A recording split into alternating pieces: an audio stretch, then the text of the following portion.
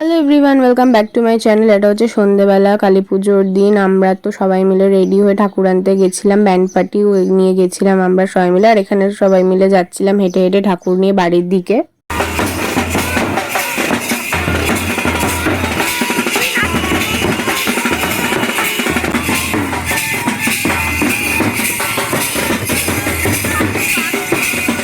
আমরা ঠাকুর নিয়ে বাড়ি আসি, আর এখানে বৌমনি বরণডালা নিয়ে ঠাকুরকে বরণ করতে যাচ্ছিল, কিন্তু কিছু একটা নিতে মনে হয় ভুলে গেছে, তো সেটাই সাইড থেকে বলে দিল বলে আবার ফেরত গিয়ে আবার সেটা নিয়ে আবার আসতে গেছিল।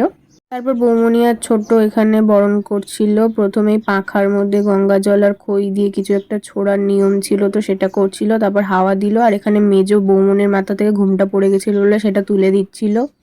তারপর ঠাকুরকে নামানো হলো, আর ছোট মাথায় করে ঠাকুরকে ভেতরে নিয়ে গেছিল। তারপর প্যান্ডেলের ওখানে সবাই বরণ করে নিয়েছিল মাকে।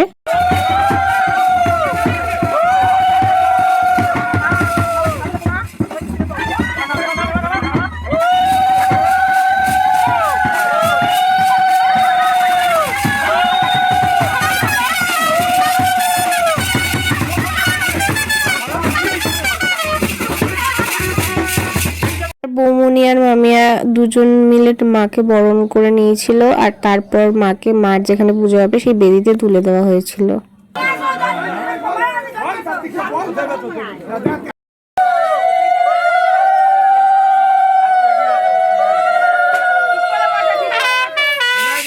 আর এটা হচ্ছে আমার ফুল লুক। আমি সেদিনকে বৌমনির শাড়ি পরেছিলাম, শুধু শাড়িটাই বৌমনি ছিল, বাকি সব আমারই ছিল। আর তারপর এখানে সবাই মিলে পুজোর যা যা কাজ বাকি ছিল সেগুলো করছিল।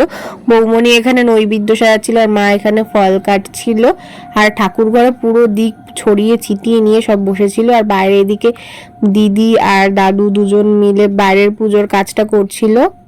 আর দিদি এখানে তারপর ঠাকুরকে সব মালাগুলো পরিয়ে দিচ্ছিল এক এক করে।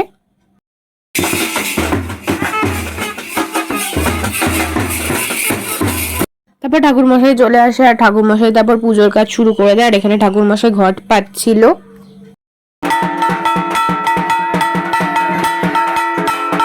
আর এখানে আমি বসে বসে ঠাকুরের পুজো দেখছিলাম, আর এদিকে দিদি ঠাকুরমশাইকে হেল্প করছিল ঠাকুরের যে গয়নাগুলো সব পরিয়ে দিতে। এখানে নাকের নথটা ঠাকুরমশাই পরাতে পারছিল না, নিচে ফুটোটা হয়তো ছোট ছিল ঠাকুরের টাকের, তার জন্য দিদি হেল্প করে দিচ্ছিল ঠাকুরমশাইকে সব পরাতে। আর নাকের নথ, তারপর টিকলি, এগুলো সব দিদি তারপর ঠাকুরমশাইকে হেল্প করে পরিয়ে দিয়েছিল সবকিছু।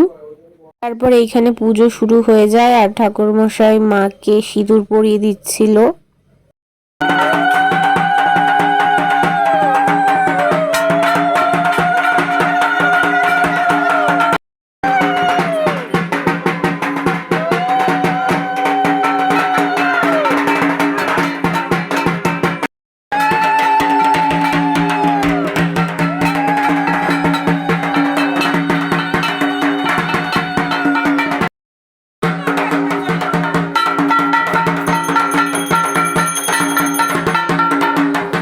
এইখানে হচ্ছিল মায়ের চক্ষুদান, আর চক্ষুদান তো দেখতে নেই, তার জন্য সবাই মিলে কাপড় দিয়ে জায়গাটা ঢেকে রেখেছিল।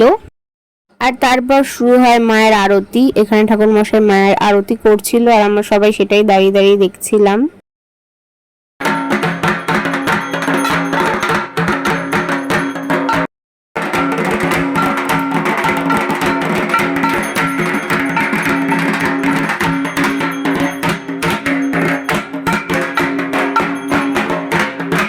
তারপর যারা যারা উপোস করেছিল তারা সবাই এখানে অঞ্জলি দিয়ে নিচ্ছিলাম, আর অঞ্জলির সময় ভিডিও করতে পারিনি, এটা তার পরের ভিডিও, মানে হয়ে যাওয়ার পর। তারপর অনেক রাত হয়ে যায়, সবাই চলে যায়, শুধু আমরা বাড়ির কজনই ছিলাম এখানে। আর এখানে যজ্ঞের জন্য সবকিছু রেডি করা হচ্ছিল।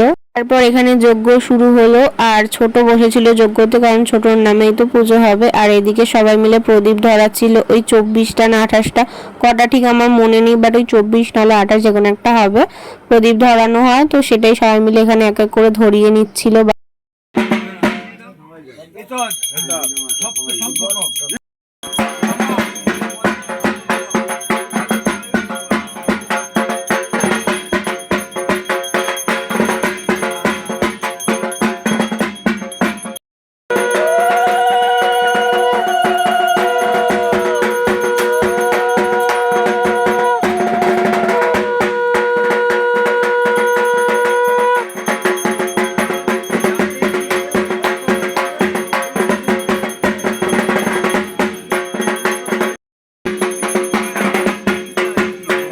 আর তারপর যজ্ঞ হয়ে যায় আর পুজোও শেষ হয়ে যায়। তারপর আমরা সবাই যে যার মতো খেতে বসে পড়ি, কারণ অনেক ভোর হয়ে গেছিলো, 4-5টা তো বেজেই গেছিলো।